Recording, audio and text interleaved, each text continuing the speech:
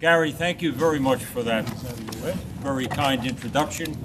And I want to thank the Printing Industry Alliance for the honor of this award. And I do also want to thank you for starting early.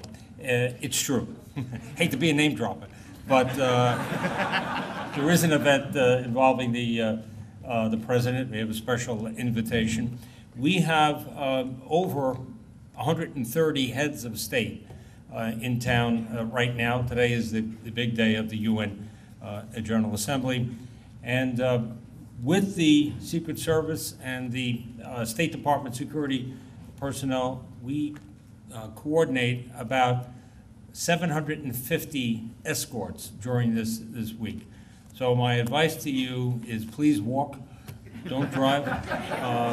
It's really tough on the east side of Manhattan and will be for the next 2 days, at least Friday. But otherwise, things are going well. Let me say that I am deeply honored and humbled to receive the Franklin Award and to be included among the list of its distinguished recipients. I accept this award, as I do on any recognition, on behalf of the over 50,000 men and women of the New York City Police Department, uniform and civilian.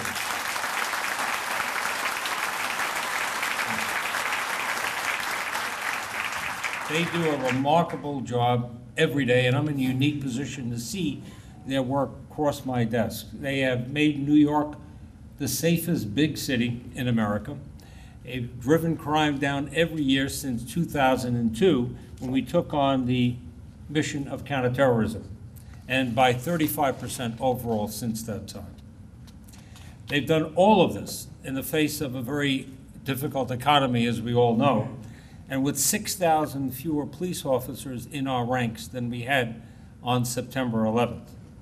So it's gratifying for these efforts to be recognized by members of this group. This could also be the start of a productive relationship. You might be interested to know that the NYPD has its own printing unit at police headquarters. It's staffed by 20 employees who do, I must say, outstanding work, printing a huge array of documents for us, everything from department memo books, which are carried by every police officer, to crime prevention pamphlets for the public, legal bulletins, wanted posters, training manuals, and department reports.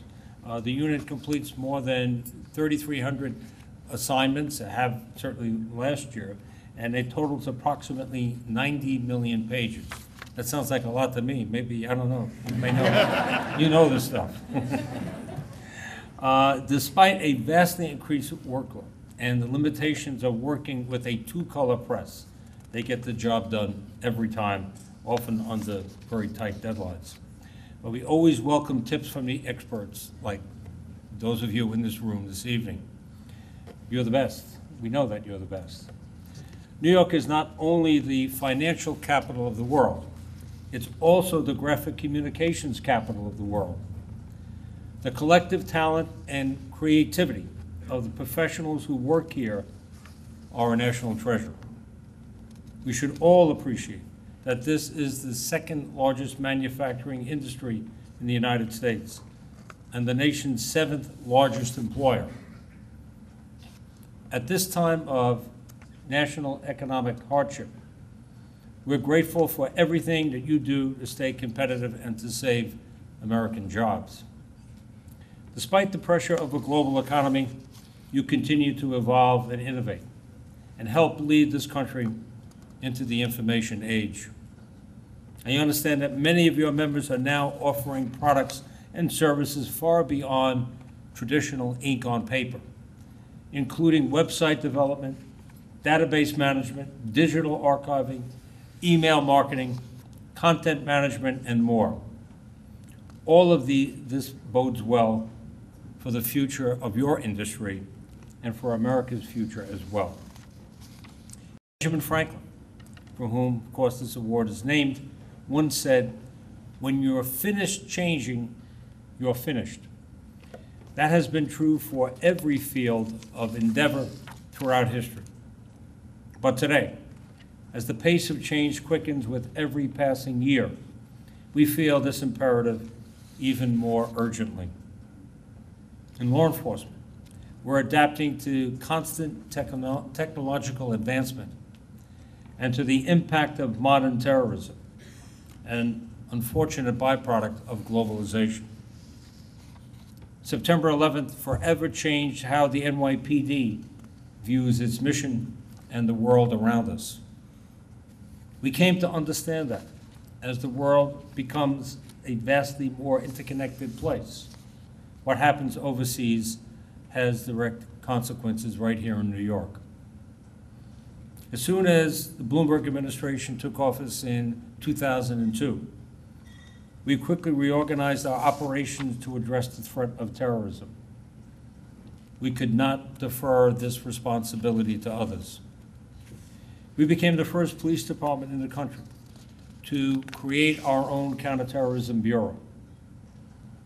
We restructured our intelligence division and gave it a mandate to gather information globally. We hired civilian analysts and managers who were experts and are experts in military intelligence and foreign affairs. They study terrorist groups, regions of the world that we're concerned about, and methods of attack. And we placed senior officers in police agencies in 11 foreign cities. These are New York City police officers. They're assigned in Abu Dhabi, in Amman, Jordan, in Lyon, France, in Tel Aviv, in Madrid, in Paris, in London, in Montreal, in Toronto, in Singapore, and in Santo Domingo and the Dominican Republic.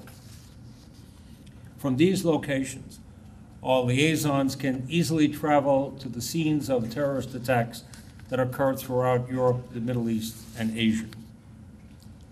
They seek to learn practical lessons from terrorist-related events that we can apply here in New York City. We ask them to ask the New York question: what's going on here that can help us better protect New York? Now, we also cast a wide net for collaboration. Starting in 2002, we expanded our partnership with the private sector, regionally, and within New York City with both federal and municipal partners. Certainly critical to our efforts has been our relationship with the FBI's Joint Terrorism Task Force. On September 11, 2001, we had 17 New York City detectives assigned to that task force. We now have over 120. This relationship has been a crucial mechanism for developing intelligence early, so we can stop plots long before they become operational. In the face of intense budgetary pressure and a declining headcount, we also develop focused strategies to deploy our crime-fighting resources more effectively. And like you, we've seized the opportunities presented by new technology. This hadn't always been the department's strong suit, I can tell you. When I returned to this position in 2002, we were still one of the biggest users of whiteout and carbon paper anywhere. It was clear that this was no longer acceptable. We enlisted IBM and Deloitte & Touche to conduct a comprehensive assessment of our technology needs. We overhauled our computer network, made it 25 times faster and more secure, and installed 12,000 new desktop stations. In 2005, we opened something called the Real-Time Crime Center. The heart of it is a massive database with billions of pieces of public and proprietary information. Crime Center detectives take calls around the clock from officers in the field looking to follow up on leads: a partial license plate, a seemingly untraceable cell phone, a nickname, or even a tattoo. They conduct instant, on-the-spot searches, something that previously took days of calling, faxing between agencies, and checking paper files.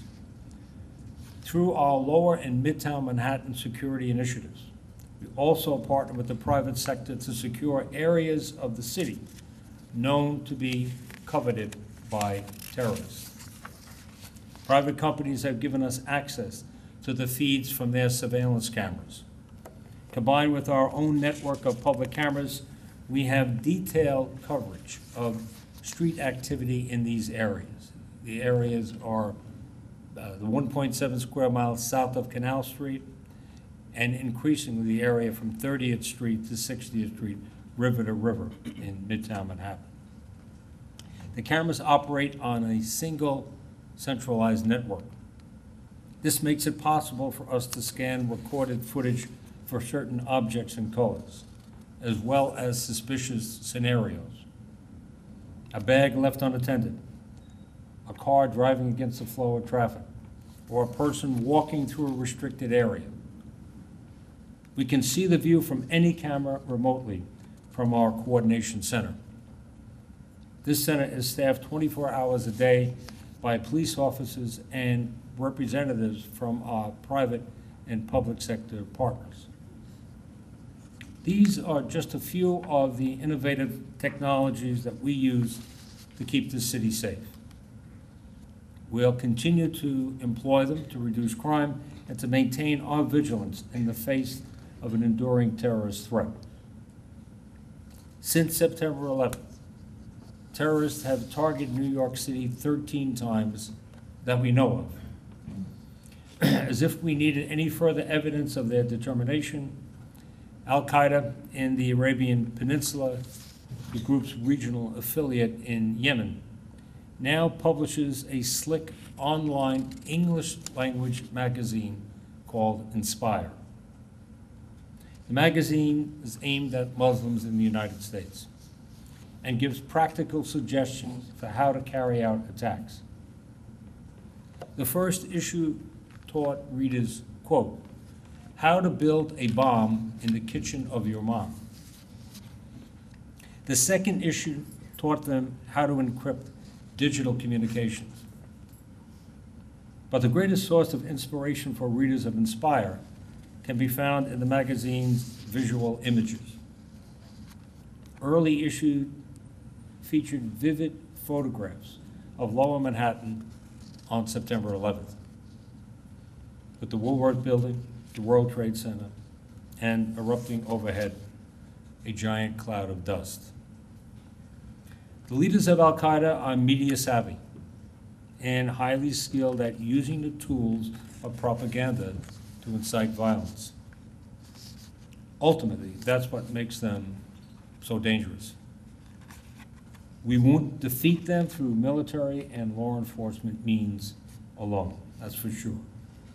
We must also counter them with the spread of our democratic values and prevail to the power of our ideas.